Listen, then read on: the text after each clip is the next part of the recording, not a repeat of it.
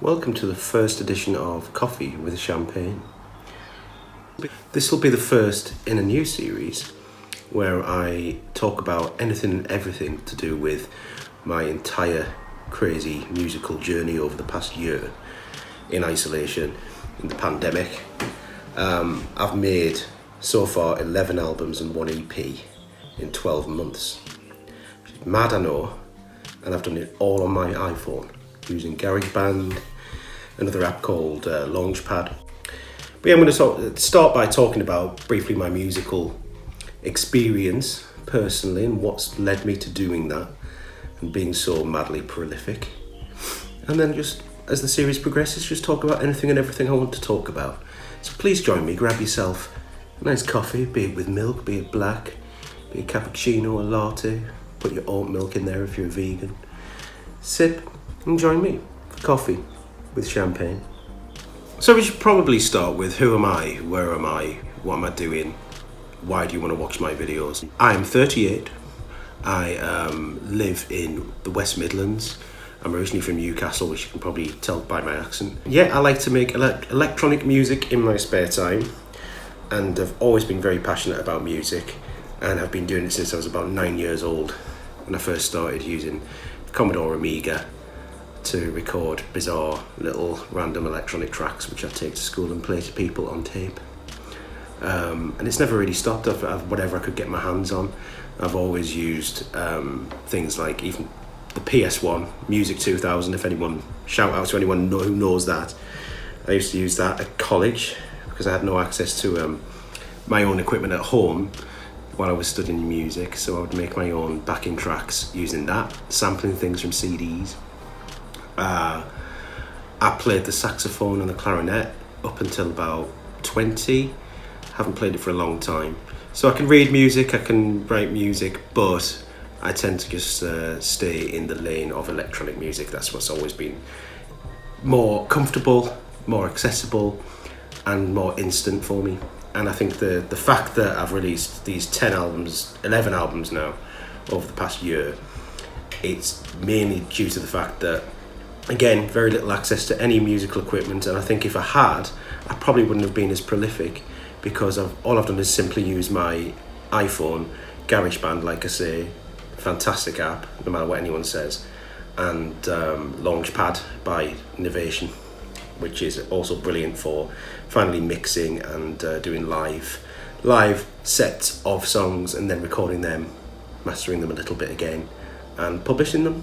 And I publish everything using a website called DistroKid, which is around $20 a year. And so far, including these albums, I think I've got probably about 17, 18 releases, minus singles on there. Why the hell would you release that many albums? Surely the quality is not going to be very good. And I would say, yes, it probably varies from album to album, but I've been listening to them myself after a year, because I don't really tend to listen to a lot of my own stuff, especially once I've moved on to the next project. But I'm very proud of it. I'm very proud of each one. It's almost been like a monthly diary, because each album's pretty much come out concurrently every month. It's almost been like a journal, a diary during isolation, during the pandemic, because I've not been in work since around last March. I was furloughed, but then decided not to return to work in July due to like safety and COVID reasons, basically.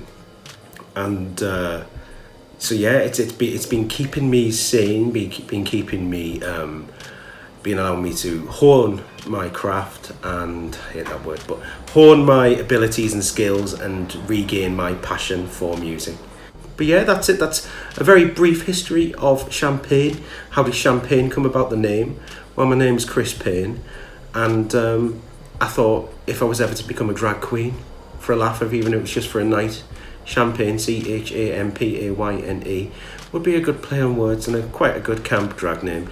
And then I decided to make it my artist name, because for a long time I had a working band name of Nature's Jokes, which was a little bit pretentious and didn't really work in terms of search terms. Not that Champagne really does, because if you search for my music on any platform, CHAMPAYNE, one word, it'll say, "Did you mean champagne, the drink?"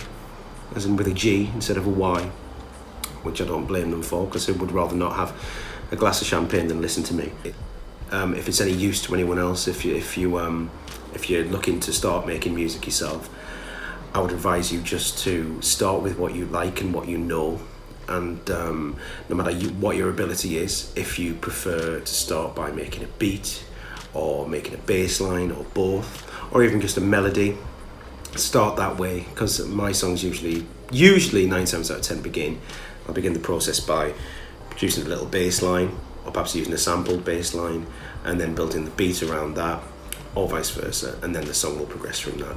And I'm very much beat and bass driven. That's what I like music to have a groove and be funky and be cool as possible, especially being a massive lifelong Prince fan, and just loving early 70s, early 80s to now to modern funk and disco. That's probably what drives me the most.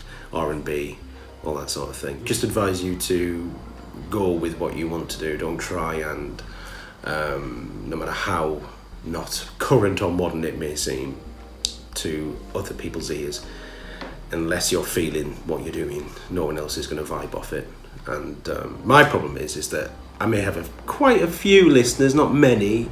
Certainly don't have many subscribers on any or followers on any of my social networks, probably because I've never really put as much effort or work into it as I should have done, which is ironic considering by trade I'm a marketeer. But it's all about confidence, and I think that's primarily what it boils down to. Is this past 12 months is I have forced myself to get better and become more confident in my writing and singing and producing and releasing, and even down to just doing the odd live stream on Facebook and Instagram and wherever, and me just performing to my songs, singing over the top of them in the kitchen has greatly helped. And not that I don't have experience of performing in the past. I have performed on a sort of an employed level, as a holiday park entertainer briefly, and in bands in the past. That's the first episode. Thank you for tuning in, and I hate it, but please subscribe, please like. Actually, I did a song with me doing YouTube, isn't because it goes against everything in my being. I did a song called Tell Me You Like Me.